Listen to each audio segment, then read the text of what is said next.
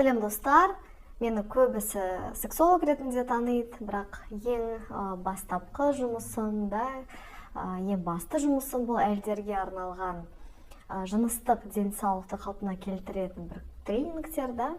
Және де Instagram парақшамда оқырмандар біледі, мен көбінесе сол әйелдерге арналған ақпарат беремін.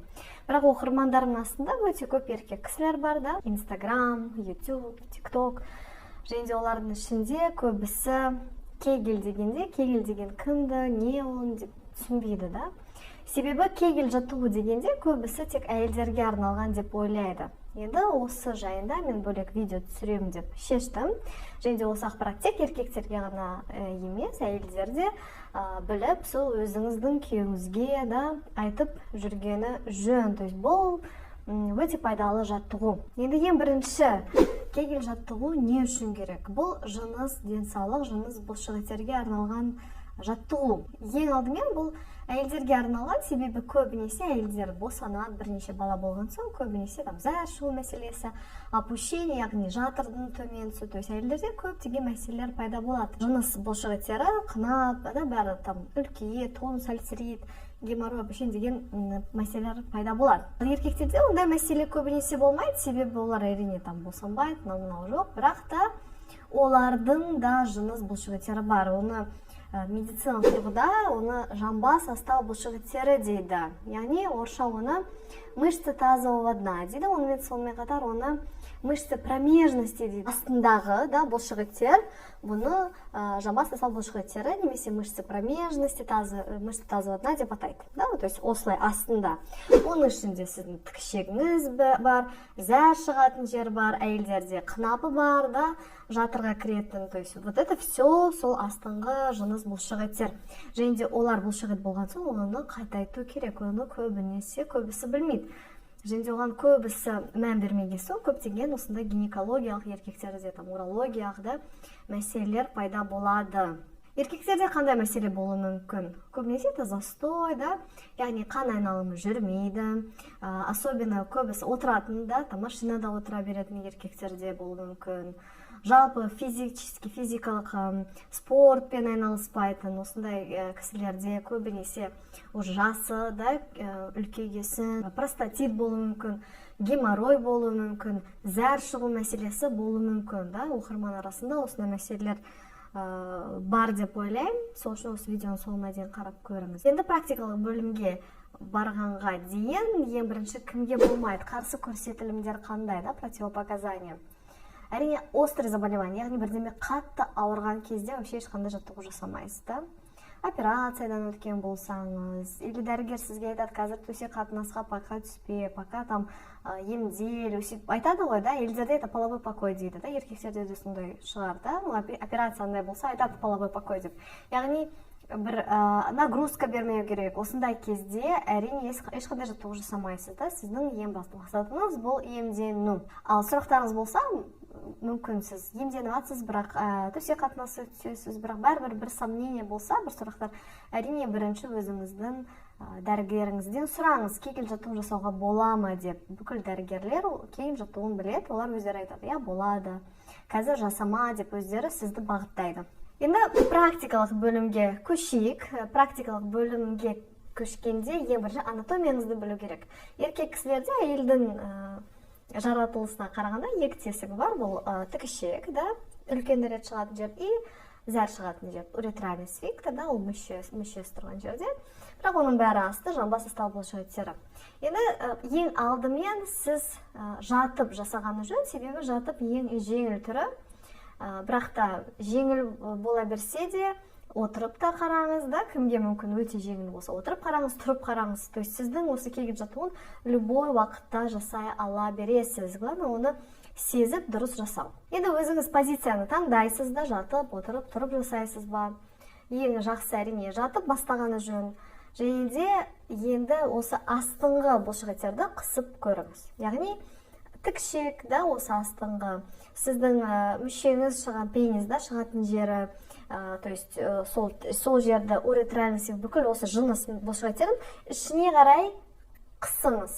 То есть қысасыз и бұлшықеттерді жаймен босатасыз.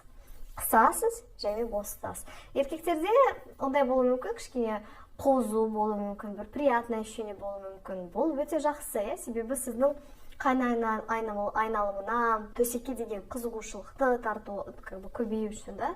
То есть сіз ішкі бұлшықеттерді қатайтасыз. Егер де геморрой болса, сіз тік ішекті бәрін қысып жүргенде, сіздің артқы геморрой бәрі ішке қарай тартылады. Әрине, өте қатты геморрой болса, қатты уже деңгейлері қатты болса, әрине алдымен дәрігермен сөйлесіңіз, рұқсат болса, онда осы кегелді жасайсыз, да? А так, в принципе, начинающий геморрой болғанда, да, осындай вот ең бастапқы деңгейде өздері дәрігерлер өздері айтады сізге кегел жаса деп, сол жасап осындай мәселелер кетеді. Сіз енді қысып жіберіп сізге жеңіл болса, сіз өзіңіз сезесіз, да, қысқан жібергенін, содан соң қысып бірнеше секунд ұстап жаймен жіберіңіз. Осы жерде ең басты мәселе тек осы жыныс бұлшықеттерін, астыңғыда жыныс бұлшықеттерін сезіп, оның қысқанын сезіп, және жібергенін сезу. Және де уақыт ара сіз күнделікті кішкене жасай берсеңіз, уже жақсы өзгерістер байқайсыз. Төсекте уже ләззат алу басқаша болады, қызығу басқа, күшіңіз басқаша болады. Зәр шығу, простатит, застой болса, көп отырып жүрсеңіз күнделікті, да, движение аз болса, осындай өте маңызды. Және де бұл жаттығуды сіз өмір бойы жасайсыз. Себебі бұл денсаулық үшін маңыздылығы өте пайдасы өте көп.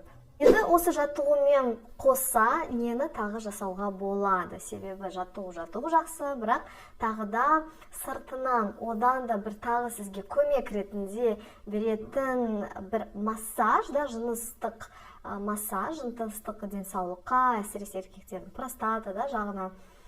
Бұл Аламан көрпешесі, мен өзіме осындайын алдым, бірнеше күн уже бір апта болды, өзім қарап отырам, да, әйелдерге арналған бар, еркектерге де арналған бар. Көбісі еркектердікін біледі, да, мына жерде сізге көрсетейін. Және де осылай көрінеді, мынандай, да, еркектер оны үйде отырғанда, көбісі машинада жүргенде отырады соның үстінде. Және де менің сізге тренер ретінде, да, сексолог ретінде айтатын кеңесім, осындай көрпешені кегельмен жасағаны өте пайдалы болады. Неге? Себебі сіз осыған үстіне отырасыз, да, вообще күніне 20 минут. Вот как раз таки кегельмен бірге жасасаңыз, 20-30 минут вообще шикарный сіз нәтижені тез көресіз. Ол әйелдерге де байланысты, бірақ әйелдерге мүмкін басқа видео болады. Но осы видео еркектердің денсаулығына арналғанды. Еркек кісі отырады үстінен, и оның үстіне қан айналымы простатаға массаждайды, да. И сіз отырғанда кішкене движение ретінде, потому что сіз просто отырмайсыз, сіз движение жасайсыз. Сол кезде попробуйте қысып жібересіз. Мен үйреткендей, да, бәрін бірге қысып жібересіз. Сол кезде сізде ішінен массаж болады, и сыртынан массаж болады, то есть қан айналымы. Көбісі урологтарға барады, массаж урологический дейді, тікішек арқылы. Соған апармас үшін осындай алдын ала практикалық жаттығуларды жасағаны жөн. То есть сіз мысалы отырасыз, да, былайынан алдыға қысасыз, мысалға, да, артқа қысасыз. То есть сіздің қысуыңыз осы массажбен бірге синхронно дейді, да, сіз оны қысасыз, жібересіз, қысасыз, жібересіз, да. То есть сізде екі жақтан да массаж пайдасы тиеді, ішкі и сыртқы. Осы көрпеше жайында ақпарат алғыңыз келсе, оны видео астына қойып қоямын. Сіз сатып ала аласыз, және де менің сізге кеңесім тренер ретінде, сексолог ретінде өз жыныс денсаулығына күтім жасаңыз, үлес қосыңыз, және де жылына 2 рет жақсы бұл уролог-андролог маманына барып анализ тапсырып жүргені жөн. Онда сіз ешқандай бедеулік болмайды, төсек қатынаста сіз мықты боласыз, және де жалпы өмірдің сапасы өте жақсы өзгереді. Сұрақтарыңыз болса, осы видео астына жазыңыз, мен бәрін оқимын, және де болашақта тағы осындай сізге қызық болса видео түсірем. Рахмет, сау болыңыз.